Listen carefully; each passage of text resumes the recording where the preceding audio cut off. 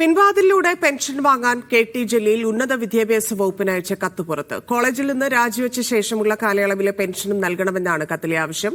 MLA. Pension പകരം അധ്യാപക pension അനുവദിക്കണമെന്നും ആവശ്യം. അധ്യാപകനായിരിക്കെ മത്സരിക്കരുതെന്ന കോടതി വിധിയെ തുടർന്നായിരുന്നു ജലീൽ രാജിവെച്ചത്.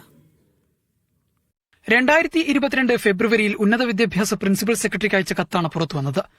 1994 മുതൽ 2006 വരെ 12.5 വർഷം കോളേജിൽ ജോലി ചെയ്ത സർവീസും 2006 മുതൽ 2021 വരെ 15 വർഷം എം.എൽ.എ. ആയതും ഉൾപ്പെടെ അധ്യാപക ജോലി രാജിവെച്ച കാലവും സർവീസായി പരിഗണിച്ച് 27.5 വർഷത്തെ പെൻഷൻ സർവീസ് അനുവദിക്കാനാണ് കത്തിൽ ആവശ്യപ്പെടുന്നത്.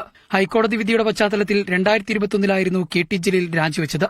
എം.എൽ.എ. പെൻഷൻ വേണ്ടെന്നും പകരം അധ്യാപക പെൻഷൻ അനുവദിക്കണമെന്നും കെ.ടി. ജലീൽ കത്തിൽ ആവശ്യപ്പെടുന്നുണ്ട്. മീഡിയ 1 മലപ്പുറം.